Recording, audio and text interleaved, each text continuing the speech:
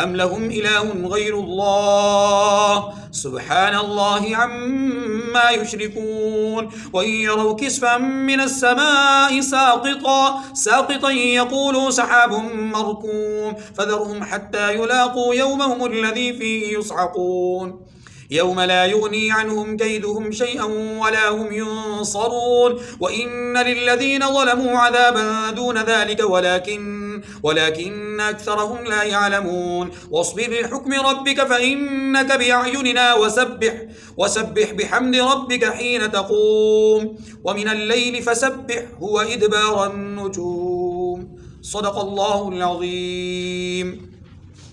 سورۃ الطور آیت نمبر 1 سے آیت نمبر 49 تک مکمل سورہ مبارکہ کی آپ کے سامنے تلاوت ہوئی۔ یہ سورہ مبارک مکی صورت ہے، اس میں 49 آیات اور 2 رکوع ہیں۔ چونکہ مکی صورت ہے اس لیے اس سورہ مبارکہ کا عنوان مرکزی طور پر توحید، رسالت اور آخرت کے حوالے سے ہے۔ یہاں پر زیادہ تر آخرت کے حوالے سے بات کی گئی ہے۔ وَالطُّورِ وَكِتَابٍ مَّسْطُورٍ فِي رَقٍّ مَّنشُورٍ، طور کی قسم اور کتاب کی جو لکھی ہوئی ہے کشادہ اوراق میں، والبیت المعمور اور آباد گھر کی قسم، والسقف المرفوع اور اونچی چھت کی قسم، والبحر المسجور اور ابلتے ہوئے دریا کی قسم۔ 5 قسمیں کھا کر اللہ تبارک و تعالیٰ فرماتے ہیں ان عذاب ربک لواقع، کہ تمہارے پروردگار کا عذاب واقع ہو کر رہے گا۔ ما لہ من دافع، اس کو کوئی روک نہیں سکے گا۔ یوم تمور السماء مورا، جس دن آسمان لرزنے لگے گا کپ کپا کر۔ وتسیر الجبال سیرا، اور پہاڑ اڑنے لگیں گے اڑ کر کے، یعنی اڑنا۔ فویل یومئذ للمکذبین، اس دن جھٹلانے والوں کے لیے خرابی ہے۔ دیکھیے جی، طور اس کے 2 معنی ہیں۔ ایک عام پہاڑ، یعنی کسی بھی پہاڑ کو طور کہا جا سکتا ہے، اور دوسرا خاص ایک پہاڑ جس پر اللہ نے اپنے نبی کلیم موسیٰ علیہ السلام کو جس پہاڑ کے پاس بلایا، شرف نبوت عطا فرمائی گئی، اسی پہاڑ پر بلا کر کے کتاب تورات دی گئی، اسی پہاڑ پر بلا کر کے کئی بار آپ سے ہم کلام ہوئے۔ تو یہ طور پہاڑ ایک خاص پہاڑ ہے جس کو بنی اسرائیل کے ساتھ خصوصیت کے ساتھ نسبت ہے، خصوصی نسبت ہے۔ تو اگر اس طور سے مراد عام پہاڑ ہو تو بھی درست ہے، اور خاص پہاڑ ہو تو بھی درست ہے۔ ایک بات۔ اگلی بات، وہ کتاب مسطور، اور لکھی ہوئی کتاب، یعنی اس کتاب کی قسم جو لکھی ہوئی ہے۔ اس سے مراد کیا ہے؟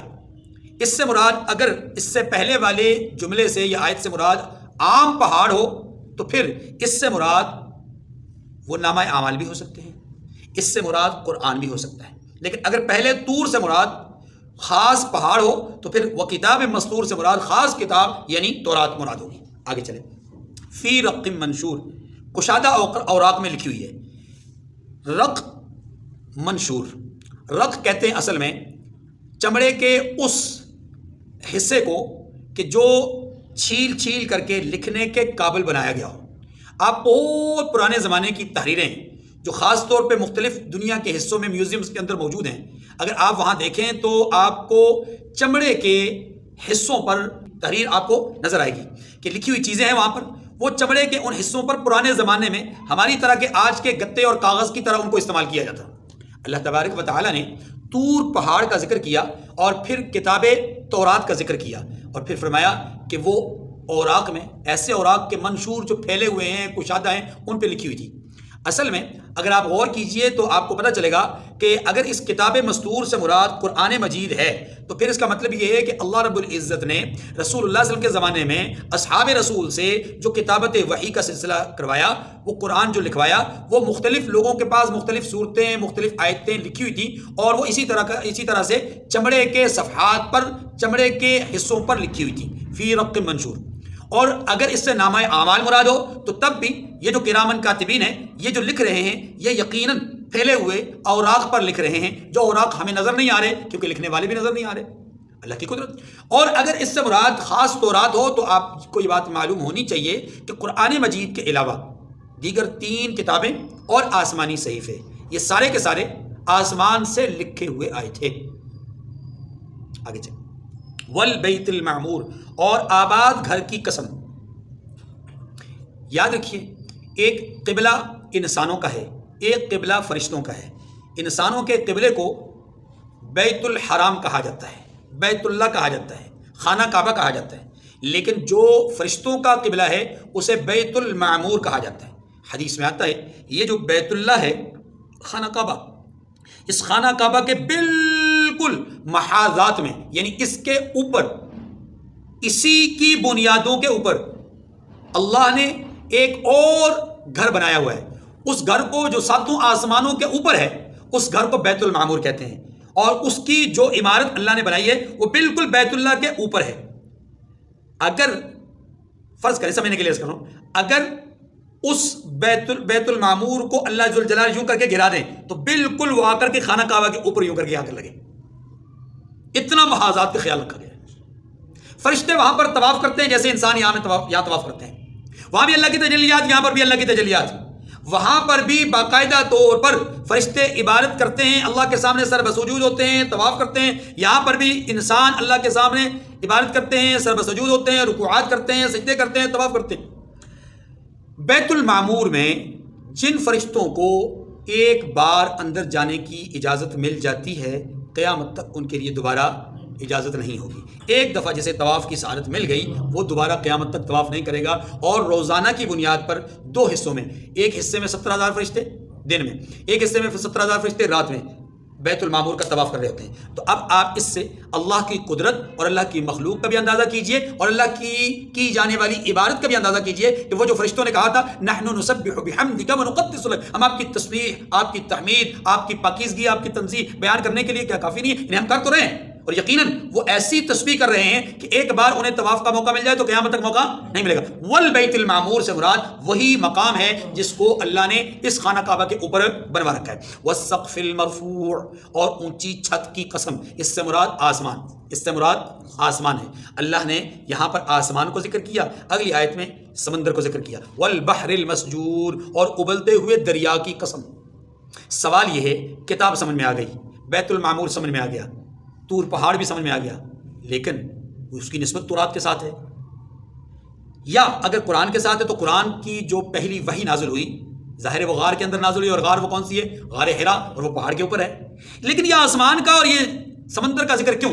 جواب یہ ہے کہ یہ ہماری سوچ کے مطابق، ہماری سوچ کے مطابق زمین کا اختتام، یعنی تحتانی حصہ زمین کا اختتام جہاں ہوتا ہے وہاں سے پانی شروع ہو جاتا ہے، ہماری پہنچ یہیں تک ہے، اور ہماری نگاہ اوپر اٹھتی ہے تو ہماری نگاہ کی بلندی صرف آسمان تک جاتی ہے، آسمان کے اوپر نہیں جاتی۔ تو اللہ نے ہماری تحدید نظر کو مد نظر رکھتے ہوئے اس کو بھی ذکر کیا اور اس کو بھی ذکر کیا، اور اسی کو تو ایک اور مقام پر اللہ تبارک و تعالی نے بطور چیلنج بیان فرمایا، یا معشر الجن والانس ان استطعتم ان تنفذوا من اقطار السماوات والارض فانفذوا۔ آسمان کے حصوں سے، زمین کے حصوں سے باہر جا سکتے ہو تو جا کر دکھاؤ، لا تنفذون، جا نہیں سکتے، جا اللہ کی قدرت اور اللہ کی طاقت اور اللہ کی ملکیت اور اللہ کی بادشاہت سے باہر جا ہی نہیں سکتے، کیونکہ جس طرف بھی جاؤ گے وہاں پر بادشاہت خدا کی ہوگی۔ دیکھیں، والبحر المسجور، اور ابلتے ہوئے دریا کی، چونکہ اچھا دریا کو ابلنا کیا ہے؟ یہاں کوئی خاص دریا مراد نہیں ہے، خاص دریا مراد، اس کو آپ یوں سمجھ لیجئے کہ سمندر جتنے بھی ہوتے ہیں، دریا جتنے بھی ہوتے ہیں، ان کے اندر ایک جوش، ایک ولولہ، ان کی موجیں، ان کے ٹھاٹھے مارتا ہوا جو حال ہوتا ہے، اسی کی طرف اشارہ کیا ہے کہ دریا جو ہے وہ ایسے نہیں ہوتے کہ بالکل خاموش ہوں۔ اگر وہ خاموش ہوتے ہیں تو ان کی خاموشی میں ایک بہت بڑا پیغام ہوتا ہے مخلوقات کے لیے کہ یہ خطرے کی علامت ہوتی ہے۔ ان عذاب ربک لواقع، تمہارے پروردگار کا عذاب واقع ہو کر رہے گا۔ اصل اس بات کو کہنے کے لیے 5 قسمیں کہیں، طور کی، کتاب مستور کی، بیت المعمور کی، سقف مرفوع کی، اور بحر مسجور کی۔ یہ 5 قسمیں کھا کر اللہ نے فرمایا کہ آپ کے رب کا عذاب واقع ہو کر رہے گا۔ لوگ انکار کر رہے ہیں، ان کا انکار کوئی بھی حیثیت نہیں رکھتا۔ آگے، ما لہ من دافع، اس عذاب سے کوئی چھڑانے والا نہیں ہے، اس عذاب کو روکنے والا کوئی نہیں۔ ما لہ من دافع، اس عذاب کو روک کوئی نہیں سکتا، کوئی نہیں روک سکے گا۔ یوم تمور السماء مورا وتسیر الجبال سیرا، ان 2 آیات میں اللہ تبارک و تعالی نے 2 مناظر بیان کیے ہیں قیامت کے۔ نفخ سور اولا، یعنی پہلی دفعہ جب سور پھونکا جائے گا تو دنیا کے اندر تباہی ہوگی نا، اس تباہی کے حالات اور مناظر میں سے 2 منظر بیان کیے ہیں۔ یوں تو قرآن مجید نے یا ایھا الناس اتقوا ربکم ان زلزلۃ الساعۃ شیء عظیم، یوم ترونہا تذہب کل مرضعۃ عما ارضعت وتضع کل ذات حمل حملها وترى الناس سکارى وما هم بسکارى ولکن عذاب اللہ شدید. قرآن پاک نے اس کے حوالے سے اذا الشمس کورت کہا، اذا السماء انفطرت کہا، واذا النجوم انکدرت کہا، اذا السماء انشقت کہا، اذا السماء انفطرت کہا.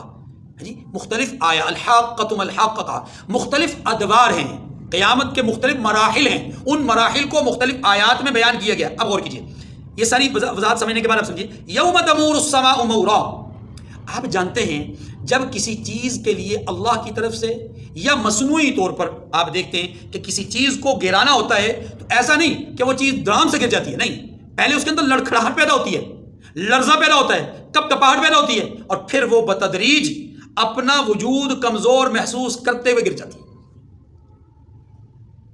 اور کبھی بلندی پر ہونے کی وجہ سے گرتے ہوئے اس کے ذرات اور اس کے جو اثرات ہیں وہ زمین سے ٹکرا کر بعض اوقات زمین سے ٹکرائے بغیر فضا میں اڑنا شروع ہو جاتے ہیں. یہ بات سمجھ گئی؟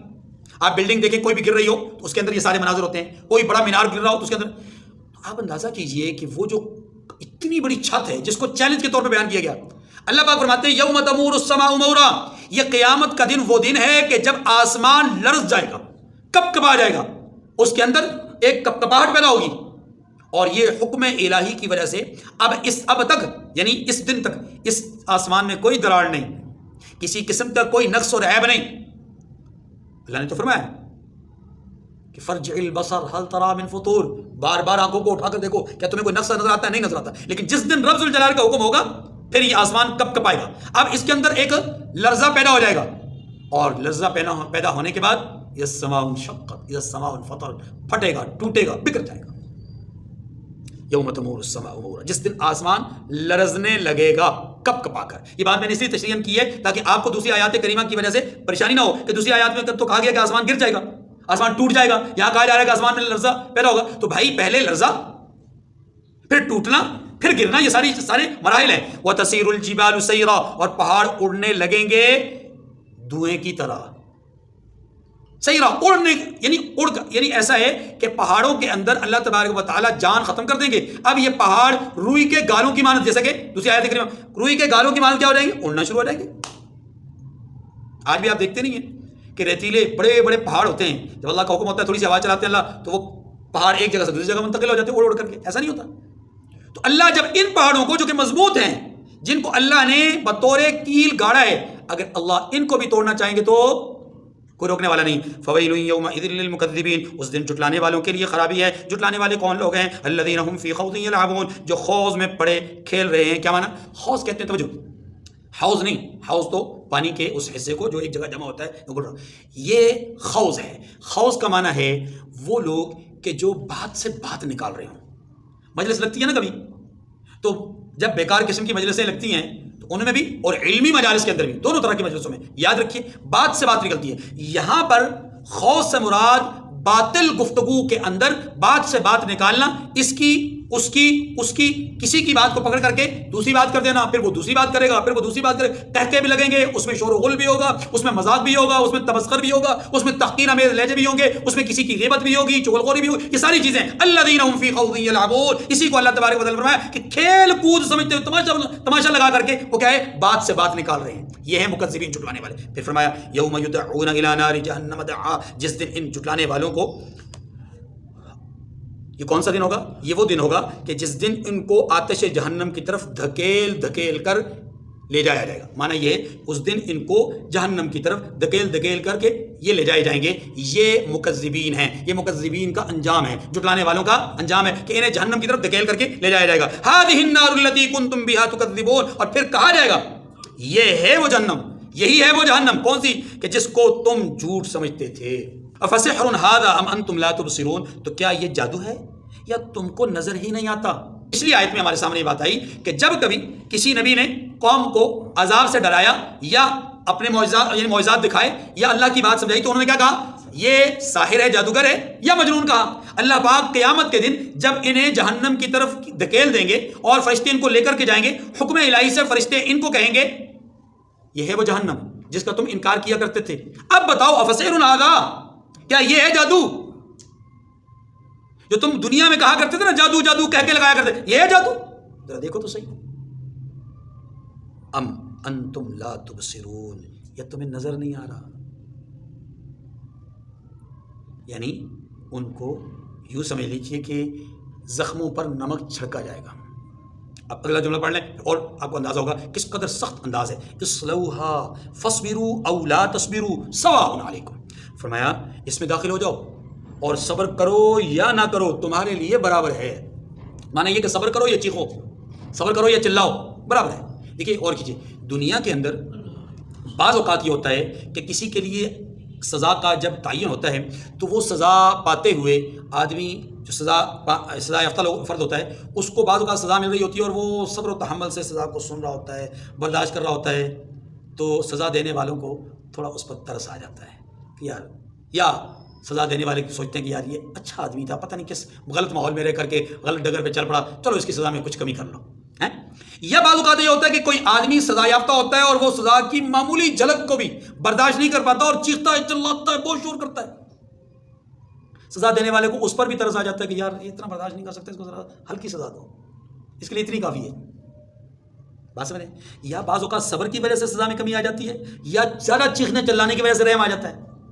اللہ پاک فرماتے ہیں تم چیخو تب، تم صبر کرو تب، تمہاری سزا میں کمی کوئی نہیں آنے والی۔ اللہ، کیونکہ دنیا میں تمہیں ہر طرح سے سمجھایا گیا، نعمتیں چھین کر کے بھی، نعمتیں دے کر بھی، پیار سے بھی، سختی سے بھی، تمہیں سمجھایا، بتایا، پچھلوں کے واقعات سنائے، حالات سنائے، انجام کار بتایا، لیکن تم سمجھے نہیں۔ اتمام حجت ہو چکا۔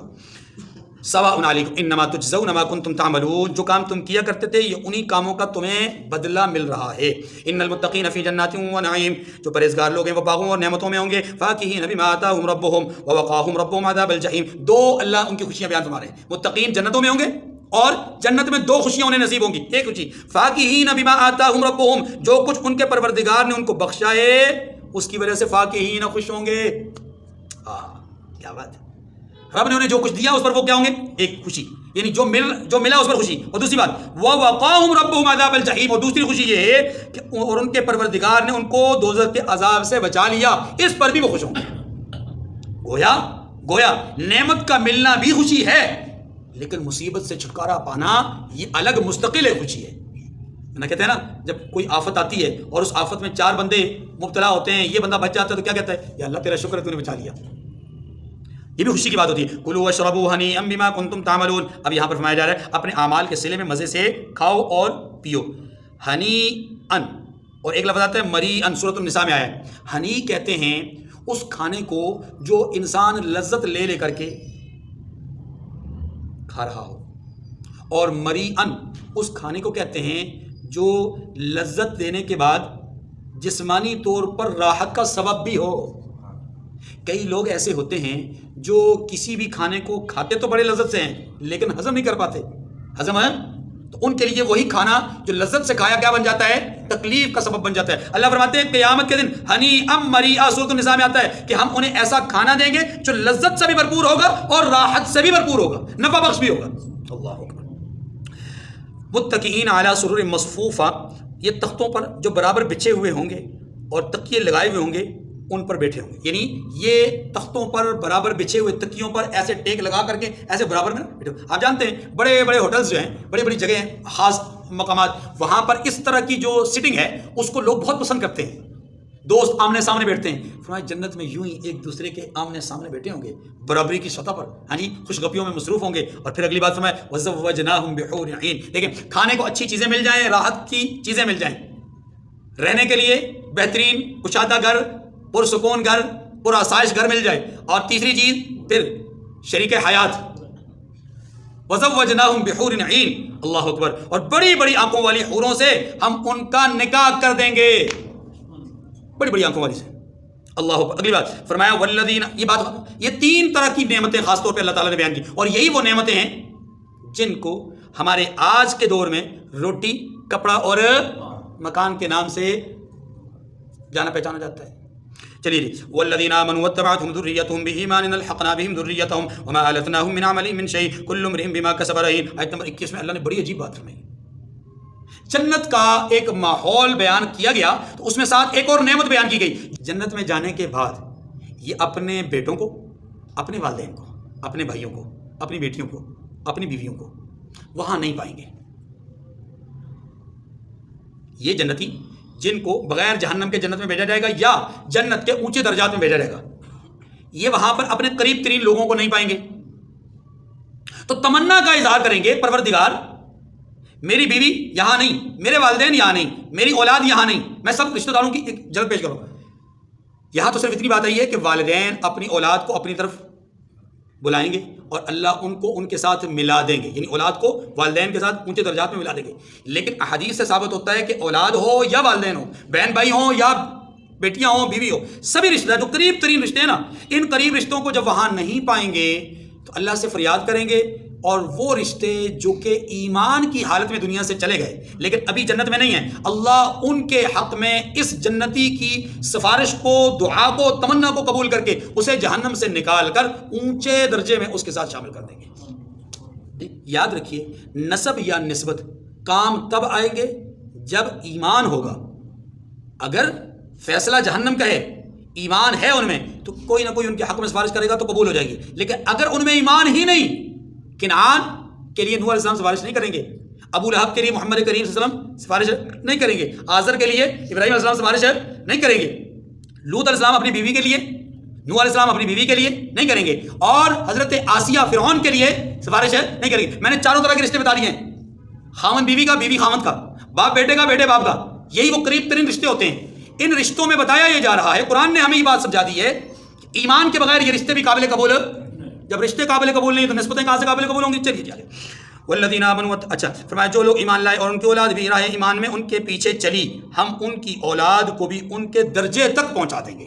اس کے دو معنی ہیں، ایک معنی یہ ہے کہ وہ جہنمی تھے، جہنم کا ان کے لیے فیصلہ ہوا، ان کی سفارش سے وہ جہنم سے نکل کر ان تک پہنچ جائیں گے۔ دوسرا یہ کہ ان کا جہنم کا فیصلہ تو نہیں، ان کے لیے بھی جنت کا فیصلہ ہوا، لیکن جنت کا فیصلہ بہت نچلی سطح کا، اور والد کے درجہ بہت بلند سطح کا، یا بیٹے کا درجہ بہت بلند سطح کا اور باپ کا درجہ بس سطح کا۔ تو اللہ تبارک و تعالیٰ اوپر والے درجے کے فرد کی بات، سفارش کو نیچے والے کے حق میں قبول پھر برابر کر دیں گے۔ اللہ اکبر، کیا عجیب بات فرمایا کہ یہ دونوں برابر ہو جائیں گے۔ اللہ ایسے برابری نہیں کر رہے کہ اوپر والے کو نیچے بلا دیں، نہیں، اللہ برابری کیسے کروا رہے ہیں؟ نیچے والے کو اوپر بلا رہے ہیں، اور یہ فضل اور یہ احسان ہوتا ہے، یہ فضل اور چلیے جی وَمَا أَلَتْنَاهُم مِّنْ عَمَلِهِم مِّن شَيْءٍ، اسی کو یہاں پر بیان کیا گیا کہ اور ان کے اعمال میں سے کچھ کم نہیں کریں گے، یعنی اوپر والے کے اعمال میں سے کچھ کم، یعنی اس کے درجات کو کم نہیں کریں۔ كُلُّ امْرِئٍ بِمَا كَسَبَ رَهِينٌ، ہر شخص اپنے اعمال میں پھنسا ہوا ہے۔ وَأَمْدَدْنَاهُم بِفَاكِهَةٍ وَلَحْمٍ مِّمَّا يَشْتَهُونَ، اور جس طرح میوے اور گوشت ان کا جی چاہے گا ہم ان کو عطا کریں گے۔ پہلے کیا کہا؟ پہلے کہا ان کو لذت والی چیزیں دیں گے، اب کہا کہ ان کو وہ گوشت اور وہ میوے جس کے لیے ان کا جی چاہے گا وہ ان کو دیں گے۔ کیا مطلب ہوا؟ مطلب یہ ہے کہ پہلے سامان تعیش، عیاشی کا سامان، جیسے وہاں کی شراب، وہاں کا دودھ، وہاں کا شہد، ہاں جی، وہاں کی وہ ماحول کی چیزیں، اور اب کیا کہا جا رہا ہے ان کو وہاں پر موجود میوے، وہاں پر موجود ہر طرح کا گوشت جو ان کو پروٹین اور ان کو دیگر جو ہے وہ جو ان کی ریکوائرمنٹ ہے اس کو پورا کر رہا ہوگا، وہ ساری غذائیں بھی ان کو دی جائیں گی۔ یتنازعون فیہا کأسا لا لغو فیہا ولا تأثیم، یہ بھی عجیب آیت ہے، یقین کریں۔ فرمایا وہاں کا ماحول اتنا خوشگوار ہوگا کہ یتنازعون فیہا، وہاں جنتی ایک دوسرے سے جھپٹ لیا کریں گے، یعنی جھگڑا کیا کریں گے۔ اس جھگڑے سے مراد وہ جھگڑا نہیں ہے جس کے اندر گالم گلوچ، لڑائی جھگڑا، اختلاف و انتشار، نفرت، حسد، کینہ، بغض پیدا، نہیں، یہاں مراد یہ کہ جب چند دوست بیٹھتے ہیں نا، تو وہ آپس میں کسی پانی کی بوتل کو یا کسی چیز کو ایک دوسرے سے چھینتے، اور چھیننے میں مقصد کیا ہوتا ہے؟ ایک دوسرے کے ساتھ ذرا مشغولہ کرنا۔ ہاں، اللہ فرماتے ہیں یہ جنت میں یتنازعون فیہا کأساً، بھرے ہوئے جاموں کے ساتھ یہ ایک دوسرے سے کیا کریں گے؟ جھپٹ کریں گے، ایک دوسرے سے چھینا جھپٹی کریں گے، لیکن لا لغو فیہا ولا تأثیم، صاف صاف کہہ دیا گیا کہ اس جھپٹ کرنے میں، اس جھگڑنے میں یا اس چھینا جھپٹی میں لا لغون، نہ تو کسی قسم کی کوئی بیکار بات ہوگی، ہذیان ہوگا، ولا تقسیم، اور نہ ہی کوئی گناہ کی بات ہوگی، پیار ہوگا، چھیننے میں بھی پیار ہے اور واپس دینے میں بھی پیار۔ وَيَطُوفُ عَلَيْهِمْ غِلْمَانٌ لَهُمْ كَأَنَّهُمْ لُؤْلُؤٌ مَّكْنُونٌ، اور نوجوان خدمتگار خادم بھی ہوں گے، لیکن خدمتگار کیسے ہوں گے؟ فرمایا ایسے ہوں گے جیسے چھپائے ہوئے موتی ان کے آس پاس پھریں گے۔ کیا مطلب؟ یہ اشارہ کیا اس بات کرو کہ صاف ستھرے، پاکیزہ، شفاف قسم کے غلام ہوں گے۔ تو اللہ تبارک و تعالیٰ نے یہاں پر خادمین کی صفائی اور ستھرائی کو بتایا جو کہ عین مزاج انسانیت کے مطابق ہے، اور یہ بھی خود ایک فرحت کا باعث ہے. وَأَقْبَلَ بَعْضُهُمْ عَلَىٰ بَعْضٍ يَتَسَاءَلُونَ، اور ایک دوسرے کی طرف رخ کر کے آپس میں گفتگو کریں گے. جیسے میں نے کہا ماحول بنا ہوا. قَالُوا إِنَّا كُنَّا قَبْلُ فِي أَهْلِنَا مُشْفِقِينَ، تو کہیں گے کہ اس سے پہلے ہم اپنے گھر میں ڈرتے رہتے تھے. کیا مانا کہ جب ہم دنیا میں تھے تو اس دن کے حساب سے بڑا ڈرتے تھے، پتہ نہیں ہمارا کیا بنے گا، کیا ہوگا، حساب کتاب کیا ہوگا. یہ کیفیت اللہ جنتی کی بیان کرتے ہیں. اب میں ایک جملہ کہنے لگا ہوں، یہ کیفیت اللہ کس کی بیان کرتے ہیں؟ جنتی کی. جنتی جنت میں جا کے کہے گا کہ ایک وقت ایسا تھا کہ ہم دنیا میں اس دن کے اعتبار سے ڈرا کرتے تھے، آج بحمدللہ ہم اعلیٰ ترین درجات پر فائز ہیں، اب کوئی ڈر نہیں. یہ جو حضرت فاروق اعظم رضی اللہ عنہ کہتے ہیں، یہ جو حضرت ابوبکر صدیق رضی اللہ عنہ اپنے بارے میں کہتے ہیں کاش کہ میں تن کا ہوتا. وہ کہتے ہیں کہ اگر ساری دنیا کے لیے جنت کا فیصلہ ہو گیا، ایک آدمی کے لیے کہا جائے قیامت کے دن کہ وہ جہنم میں جائے گا، تو میں ڈرتا ہوں کہ وہ میں ہی ہوں گا. تو کچھ بدبخت ایسے ہیں کہ جو ان جملوں سے یہ کہتے ہیں کہ دیکھیں جی فاروق اعظم نے خود کو جہنمی کہا ہے، ابو بکر رضی اللہ عنہ نے خود اپنے آپ کو یوں کہا ہے. اللہ کے بندو، یہاں مطلب یہ نہیں ہوتا، یہاں مطلب یہ ہوتا ہے کہ اللہ کی دو صفتیں ہیں، ایک اس کا جلال ہے، ایک اس کے جمال ہے، ایک اس کی رحیمیت ہے، ایک اس کی قہاریت ہے. اس کی قہاریت کو مد نظر رکھا جائے تو انسان کو ڈرنا ہی چاہیے، لیکن جب اس کی رحیمیت کو مد نظر رکھا جائے تو انسان کو امید رکھنی چاہیے. اور یہی بات وہاں قیامت کے دن جنتی جنت میں جا کے کہیں گے کہ ہم تو صفت قہاریت کو سامنے رکھ کر کے اس دن کے اعتبار سے ڈرا کرتے تھے، لیکن اب رب نے اپنی رضوان بھی ہمیں عطا کر دی، جنت بھی ہمیں عطا کر دی، نعمتیں ہی نعمتیں عطا کر دی، اب کوئی ڈر اور خوف نہیں.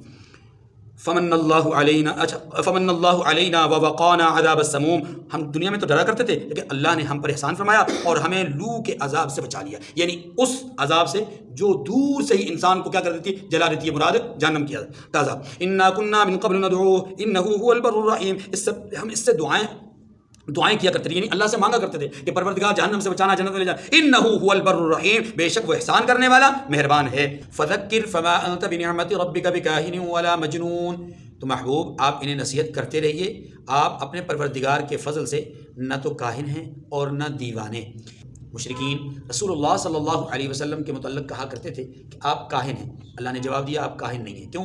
اس لیے کہ کاہن تو وہ ہوتا ہے جس کا تعلق جنات کے ساتھ ہو اور وہ اکثر باتیں جھوٹی بولتا ہو، ایک دو چار باتیں اس کی سچی ہوں، جبکہ محمد کریم کو تو تم خود سچا کہتے ہو، ان کو صادق کہتے ہو، تو صادق تو کاہن نہیں ہو سکتا.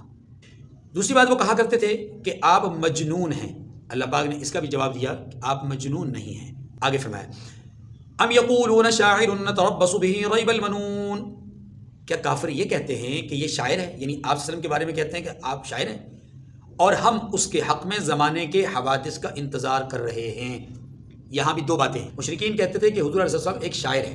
اللہ پاک نے ان کی اس بات کو ذکر کرنے کے بعد ان کے دل میں پوشیدہ ایک راز کو بھی ظاہر کیا، اور وہ راز کیا تھا؟ ایک نہ ایک وقت آئے گا کہ یہ اپنی مدت مدید کو پہنچ جائیں گے، اپنی عمر کو کے انتہائی حصے کو پہنچ جائیں گے، دنیا سے چلے جائیں گے. جب یہ دنیا سے چلے گئے تو بہت بڑے بڑے شعراء دنیا سے گئے ہیں، آج ان کا کلام بھی موجود نہیں، ان کا نام بھی موجود نہیں، ان کا بھی نام مٹ جائے گا، ان کا بھی کلام مٹ جائے گا، لہذا پریشان ہونے کی ضرورت نہیں. یہ اپنے مشرکین کے درمیان وہ خیالات کا اظہار کیا کرتے ہیں. اللہ پاک نے اسی بات کو یہاں پر ذکر کیا کہ یہ کہتے ہیں کہ رسول شاعر ہے اور ہم اس کے حوالے سے حوادث زمانہ کا انتظار کر رہے ہیں، یعنی موت کا انتظار کر رہے ہیں، یا ان کے اس شعری کلام اور شعری مجموعے کے حوالے سے ختم ہونے کا انتظار کر رہے ہیں. اللہ فرماتے ہیں کہ محبوب آپ ان سے کہہ دیجئے قل تربصوا فانی معکم من المتربصین، کہہ دیجئے کہ آپ بھی انتظار کرو، میں بھی تمہارے ساتھ انتظار کرتا ہوں. یعنی تم اپنی سوچ کے مطابق انتظار کرو کہ میرا وقت اجل کب آئے گا، اس کا انتظار تم کرو، اور میں بھی انتظار کرتا ہوں کہ تمہاری موت کا وقت کب آئے گا کہ تمہارے ساتھ اللہ کا کیا وہ وعدہ پورا ہو جائے. ام تأمرهم احلامهم بهذا ام هم قوم طاغون. کیا ان کی عقلیں ان کو یہی سکھاتی ہیں؟ یعنی رسول کے بارے میں ان کو ان کی سمجھ بوجھ یہی سکھاتی ہے کہ وہ کائن ہیں، وہ مجنون ہیں، وہ شاعر ہیں، ایک وقت مقرر تک ان کی زندگی، اس کے بعد یہ ختم، ان کا شعری مجموعہ ختم، ان کا کلام ختم، ان کا نام ختم. کیا ان کی عقل و فہم ان کو یہی سکھاتی ہے؟ ہرگز نہیں. بل ہم قوم طاغون، بلکہ یہ لوگ ہیں ہی شریر. حضور کاہن نہیں ہیں، حضور مجنون نہیں ہیں، حضور شاعر بھی نہیں ہیں، اور حضور کے دنیا سے جانے کے بعد حضور کا دین مٹے گا بھی نہیں. یہ مجنون، یہ پاگل لوگ ہیں، یہ شریر لوگ ہیں، یہ فتنہ پرور لوگ ہیں. ام یقولون تقولہ، کیا یہ لوگ یہ کہتے ہیں کہ اس پیغمبر نے قرآن از خود بنا لیا، اپنی طرف سے بنا لیا ہے؟ یہ کہنا چاہ رہے ہیں. بل لا یؤمنون، بلکہ بات دراصل یہ ہے کہ یہ اللہ پر ایمان نہیں رکھتے. یہ لوگ یہ سمجھتے ہیں کہ قرآن کو رسول نے خود سے بنا لیا، حالانکہ رسول نے تو اس کو نہیں بنایا. اب یہ دیکھیے نا، ان کو خود سوچنا چاہیے تھا کہ جو شخص 40 سال تک مجلسوں میں یا محفلوں میں گیا تو ضرور، لیکن کبھی اس نے کھڑے ہو کر تقریر نہیں کی، جس نے کبھی کوئی کلام پیش نہیں کیا، کبھی کسی جھگڑے میں کسی فساد میں شریک نہیں ہوا، کبھی کسی طرف کو جھکا نہیں، کبھی کسی طرف کو اٹھا نہیں، اس کی اپنی زندگی، وہ اپنے معاملات کو اس انداز میں لے کے چلتا رہا دنیا اس کی گرویدہ ہو گئی، اس کو صادق کہنے لگی، اس کو امین کہنے لگی۔ آج 40 سال کے بعد اگر اس شخص نے اعلان نبوت کر دیا ہے، قرآن کو اللہ کا کلام ہونا بیان کیا ہے، تو آج یہ لوگ اعتراض کیوں کر رہے ہیں؟ اگلی بات فرمایا فَلْيَأْتُوا بِحَدِيثٍ مِثْلِهِ إِن كَانُوا صَادِقِينَ۔ پھر بھی اگر ان کو شک ہے نا کہ یہ قرآن اس کا خود ان کا خود سے بنایا ہوا ہے، تو پھر اللہ فرماتے ہیں اگر یہ سچے ہیں تو ایسا کلام بنا لائیں۔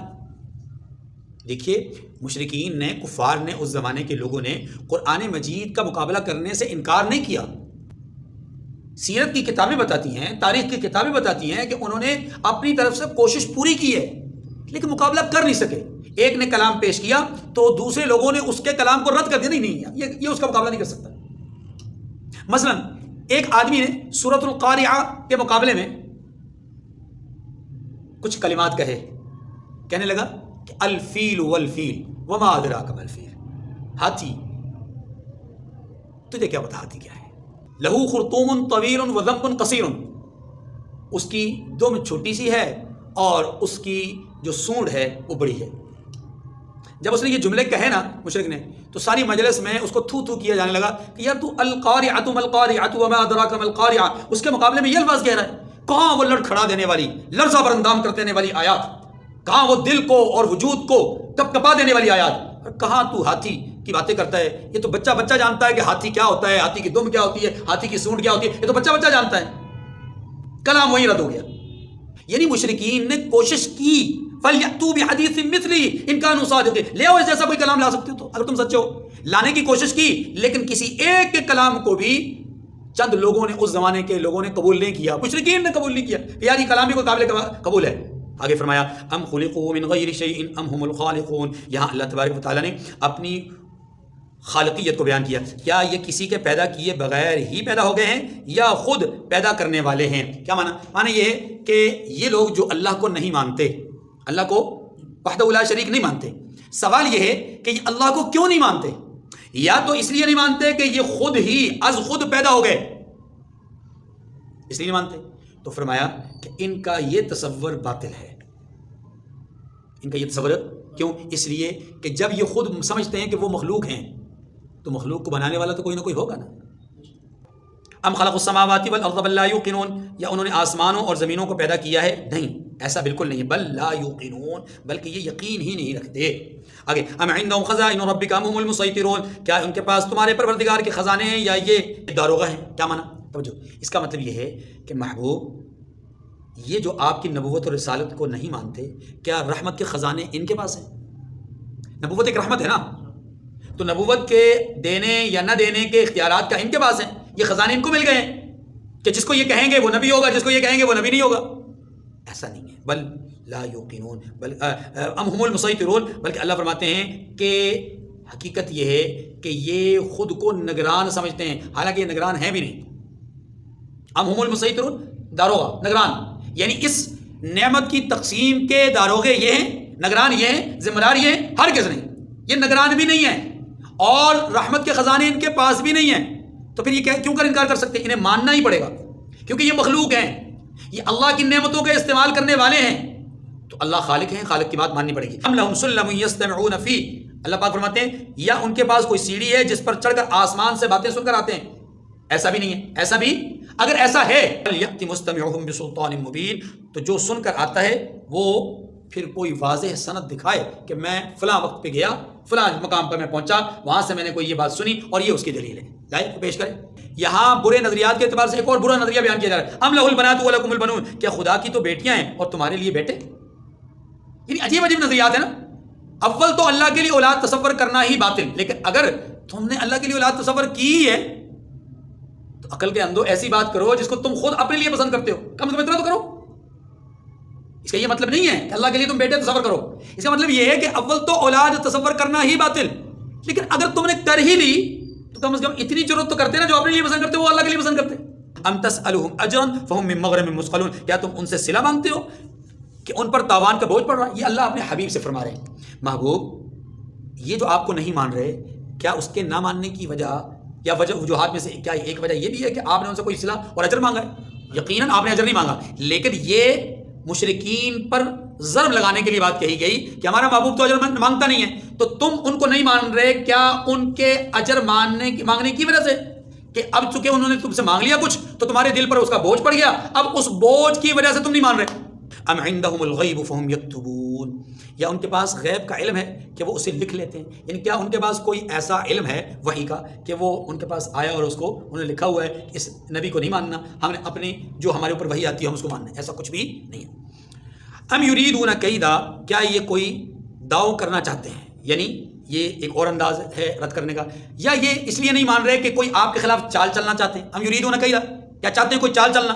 فالذین کفروا هم المکیدون، اللہ فرماتے ہیں تو کافر تو خود چال میں آنے والے ہیں، یعنی یہ اگر چال چلنا چاہتے ہیں تو ان کو یہ بات سمجھ لینی چاہیے کہ وہ چال الٹی انہی پر پڑے گی، اور واللہ خیر الماکرین، اللہ بہترین تدبیر کرنے والا ہے، تدبیر وہ بھی کرتے ہیں، چالیں وہ بھی چلتے ہیں، اور ان کے مقابلے میں جو اللہ کی چال ہوتی ہے وہ یقیناً بہتر ہوتی ہے، اسی کی طرف اشارہ کر دیا گیا فالذین کفروا هم المکیدون،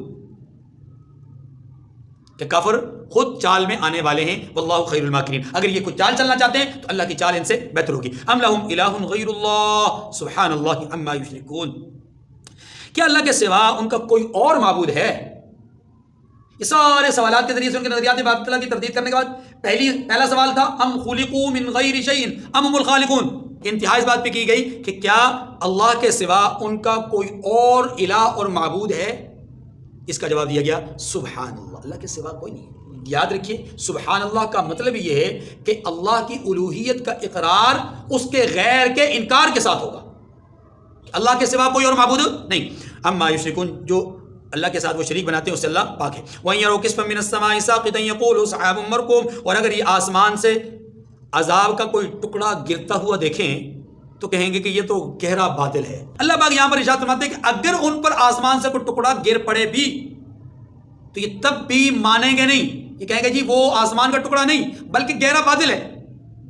اس کو آپ یوں سمجھ سکتے ہیں کہ جیسا کہ ایک شہاب ثاقب، یعنی اللہ تبارک و تعالیٰ کی طرف سے جنات شیاطین پر آسمان کے فرشتوں کے ذریعے سے ایک ستارے کا ٹکڑا جس کو آگ کا گولا کہتے ہیں وہ مارا جاتا ہے، ہم زمین پر بیٹھ کر کے اس چمکدار اس دمدار ستارے کے متعلق یہ تصور کرتے ہیں کہ جی فلاں جگہ سے ایک دمدار ستارہ آیا، روشنی آئی، ہم اس کو یوں سمجھ لیجئے کہ انجوائے کرتے ہیں۔ اللہ تبارک و تعالیٰ کے ہاں سے تو وہ عذاب کا ایک ٹکڑا ہوتا ہے اور ہم اس کو کیا کرتے ہیں؟ انجوائے کر رہے ہوتے ہیں۔ اسی کو یہاں پر اس انداز میں بیان کیا گیا کہ مشرکین پر اگر عذاب کا ایک ٹکڑا آسمان سے انہیں گرتا ہوا محسوس بھی ہو نا تو کہیں گے کہ جی جناب یہ تو گہرا بادل ہے، جیسا کہ قوم عاد نے اپنے سامنے بادلوں کو دیکھ کر کے کیا کہا؟ ھذا عارض ممطرنا، یہ گہرے بادل ہم پر بارش برسائیں گے، لیکن حقیقت میں تو ان گہرے سیاہ بادلوں کے اندر اللہ نے آگ کو رکھا ہوا تھا۔ فذرهم حتى يلاقوا يومهم الذي فيه يصعقون، بس انہیں چھوڑ دیجئے یہاں تک کہ وہ روز جس میں وہ بے ہوش کر دیے جائیں گے سامنے آ جائے، یعنی وہ قیامت کا دن ان کے سامنے آ جائے، اس وقت تک ان کے لیے ان کو چھوڑے، یعنی ان کو ان کے حال پر چھوڑ دیجئے۔ اگلی بات یوم لا یغنی عنهم کیدہم شیئا ولا هم ينصرون، جس دن ان کا کوئی داؤ، کوئی مکر، کوئی تدبیر ان کے کوئی کام نہیں آئے گی، ولا هم ينصرون، اور نہ ان کو کہیں سے کوئی مدد ملے گی۔ وَإِنَّ لِلَّذِينَ ظَلَمُوا عَذَابًا دُونَ ذَلِكَ وَلَكِنَّ أَكْثَرَهُمْ لَا يَعْلَمُونَ، اور ظالموں کے لیے اس کے سوا اور عذاب بھی ہے۔ کیا معنی یہ کہ قیامت کے عذاب سے پہلے، دون ذالک معنی پہلے، قیامت کے عذاب سے پہلے ظالموں کے لیے اور عذاب بھی ہے۔ اور عذاب کیا ہے؟ اب توجہ کیجیے، ان کے لیے ان کی بیماری عذاب ہے، ان کے لیے ان کے رزق کی کمی عذاب ہے، ان کے لیے طوفان عذاب ہے، ان کے لیے سیلاب عذاب ہے، ان کے لیے زلزلے عذاب ہے۔ سوال یہ ہے کہ مومن کے اوپر بھی تو اس کے اثرات پڑتے ہیں، زلزلوں کے، سیلاب کے، بیماری کے، مصیبتوں کے، ان کے لیے عذاب ہے تو مومن کے لیے بھی عذاب ہوگا؟ جواب یہ کہ نہیں، مومن کے لیے عذاب نہیں ہے۔ یاد رکھیے فرق کیا ہے؟ فرق یہ ہے کہ جب کافر کے سامنے ایسے حادثات اور معاملات آتے ہیں تو وہ اپنے آپ سے مایوس ہوتا ہے، اللہ کی رحمت سے مایوس ہوتا ہے، چونکہ اللہ کا تصور نہیں ہوتا اس لیے وہ اسباب سے مایوس ہو کر کے مسبب الاسباب سے مایوس ہو رہا ہوتا ہے، اس لحاظ سے وہ کفر میں چکا ہوتا ہے، اس کے لیے یہ عذاب اور تکلیف کا سبب ہوتا ہے۔ جبکہ مومن کے اوپر یہ آزمائشیں آئیں تو وہ ان کو آزمائش سمجھتا ہے، اللہ کی رضا سمجھتا ہے، اور اللہ کی رضا پر راضی ہونے کی وجہ سے دل اس کا مطمئن ہوتا ہے۔ کافر کا دل مطمئن نہیں ہوتا، اس لیے مومن کے لیے یہ راحت کا سامان بھی بن سکتا ہے، بلندی درجات کا سامان بھی بن سکتا ہے، گناہوں کی معافی کا سامان بھی بن سکتا ہے۔ گویا مومن کے لیے آزمائش ہی کی حد تک ہے، یہ عذاب کی حد تک نہیں، اور کافر کے لیے یہ عذاب ہوتا ہے۔ یہ بات سمجھ گئی؟ اس لیے فرمایا ظالم لوگ جو ہیں ان کے لیے اس سے پہلے بھی عذاب ہے، یعنی جہنم کے عذاب سے پہلے بھی عذاب ہے، لیکن ولکن اکثر الناس ولکن اکثرهم لا يعلمون، لیکن ان میں اکثر نہیں جانتے۔ وَاصْبِرْ لِحُكْمِ رَبِّكَ فَإِنَّكَ بِأَعْيُنِنَا، یہ اللہ نے اپنے حبیب کو تسلی ارشاد فرمائی ہے، فرمایا ان کی بری بری باتوں، برے نظریات، برے افکار اور برے جملوں اور طعن و تشنیع کے مقابلے میں آپ وَاصْبِرْ لِحُكْمِ رَبِّكَ اپنے پروردگار کے حکم کے انتظار میں صبر کیے رہیں، یعنی اپنے رب کے حکم کا انتظار کریں اور صبر کے ساتھ انتظار کریں، ٹھیک ہے۔ یہ کون سا حکم؟ جو ان کو عذاب ملنا ہے قیامت سے پہلے، جو ان کے لیے سختی اور عذاب کا فیصلہ آنا ہے عذاب سے قیامت سے پہلے، اور وہ عذاب کا فیصلہ اللہ نے اپنے حبیب کو دکھایا، بدر میں دکھایا، احد میں دکھایا اور دوسرے مقامات پر۔ فَإِنَّكَ بِأَعْيُنِنَا، بے شک کہ آپ ہماری آنکھوں کے سامنے ہیں۔ اس جملے کے دو مطلب ہیں، ایک مطلب یہ کہ محبوب آپ نے گھبرانا نہیں، آپ نے پریشان نہیں ہونا، یہ آپ کو جو مرضی کہیں آپ ہماری نگاہوں کے سامنے، یعنی آپ ہماری نگرانی میں ہیں، آپ کو کچھ نہیں ہو سکتا، ایک معنی۔ دوسرا معنی یہ ہے وَاصْبِرْ لِحُكْمِ رَبِّكَ فَإِنَّكَ بِأَعْيُنِنَا، محبوب آپ رب کے حکم سے انتظار کیجئے صبر کے ساتھ، آپ ہماری نگاہوں میں ہیں، مطلب یہ کہ آپ ہماری سرپرستی میں کام کرتے جائیے، ہمارے سرپرستی میں کام، آپ جو کام کر رہے ہیں وہ بالکل درست کر رہے ہیں، صحیح سمت پہ کر رہے ہیں، آپ اسی نہج پہ چلتے جائیے، اسی نہج پہ۔ ایک ہے چلنے کا حکم، ایک ہے کفار کی طرف سے مصیبتوں اور پریشانیوں سے بچنے کی بات، تو دونوں باتیں موجود ہیں، آپ چلتے رہیے، کفار آپ کا کچھ بگاڑ نہیں سکتے۔ وَسَبِّحْ بِحَمْدِ رَبِّكَ حِينَ تَقُومُ، ہاں البتہ اتنی بات کہی گئی کہ جب آپ اٹھیں، جب آپ بیدار ہوں، جب آپ نیند سے بیدار ہوں تو اپنے پروردگار کی تعریف کریں، تسبیح کریں، یعنی اپنے رب کی حمد بھی بیان کریں اور تسبیح بھی بیان کریں۔ اس سے دو معنی علماء نے لیے، اٹھنے سے مراد نیند سے اٹھنا بھی لیا، اس سے مراد یہ ہوگا کہ پھر جب آپ نیند سے اٹھیں تو دعا پڑھ کے اٹھیں، اور اگر یہاں اٹھنے سے مراد نیند سے اٹھنا مراد نہ ہو بلکہ مجلس سے اٹھنا مراد ہو تو یہ بات بھی ہم پہلے پڑھ چکے۔ اللہ کے پیغمبر صلی اللہ علیہ وسلم نے فرمایا کہ جب کسی مجلس کے اختتام پر کوئی شخص سبحان ربک رب العزت عما یصفون وسلام علی المرسلین والحمد للہ رب العالمین پڑھتا ہے، اللہ تعالیٰ مجلس میں ہونے والی لغو یا لغو قسم کی باتوں، بیکار باتوں کا مواخذہ نہیں فرماتے۔ اور اسی طریقے سے اللہ کے رسول صلی اللہ علیہ وسلم نے فرمایا کہ جب مجلس کا اختتام ہو تو اس وقت کوئی آدمی اگر یوں پڑھتا ہے سبحانک اللہم و بحمدک اشہد ان لا الہ الا انت استغفرک و اتوب الیک، جب یہ جملے پڑھتا ہے تو اس کے بھی مجلس میں جو ایسی بیکار باتیں اس سے ہو گئی اللہ تعالیٰ ان کا مواخذہ نہیں فرمائیں گے۔ تو یہاں اس سے مراد یہ ہو سکتا ہے، تو دونوں مراد ہیں، آپ نیند سے اٹھیں تو دعا پڑھ کے اٹھیں، آپ مجلس سے اٹھیں تو یہ دعا پڑھیں۔ آگے ومن اللیل، اور رات کے اوقات میں بھی آپ اللہ کی تسبیح و تقدیس بیان کریں، اس کی تعریف بیان کریں، اس سے مراد تہجد کی نماز ہے۔ فسبحوا، رات کے اوقات میں بھی آپ اللہ کی تسبیح بیان کریں، وادبار النجوم، اور ستاروں کے چھپ جانے کے بعد، یعنی ستاروں کے غروب ہونے کے بعد بھی آپ اللہ کی تسبیح بیان کریں۔ کیا معنی ہوا؟ اس سے بعض علماء نے فجر کے بعد یعنی طلوع آفتاب کے بعد جو ہم 2 رکعات پڑھتے ہیں جس کو ہم اشراق کی نماز کہتے ہیں، اس سے بعض علماء نے وہ اشراق کی نماز، بعض علماء نے یہ مراد لیا کہ وہ ادبار النجوم سے مراد فجر کی اذان کے بعد جو فجر کی 2 سنتیں پڑھی جاتی ہیں اس سے مراد ہوا ہے، چاہے فجر کی سنتیں ہوں چاہے اشراق کی نماز۔ بہرحال ترغیب موجود ہے کہ آپ اپنے رب کی تسبیح و تقدیس بیان کرتے رہیے مجلس سے اٹھنے کے ساتھ یا نیند سے بیدار ہونے کے بعد، اسی طریقے سے رات کے پہر میں بھی یعنی تہجد کے وقت بھی آپ اللہ کے تسبیح و تقدیس بیان کیجیے، اور فجر کی سنتوں یا اشراق کی نماز میں۔ اللہ تعالیٰ مجھے اور آپ کو سمجھنے کی توفیق نصیب فرمائے۔ وآخر دعوانا الحمدللہ رب العالمین۔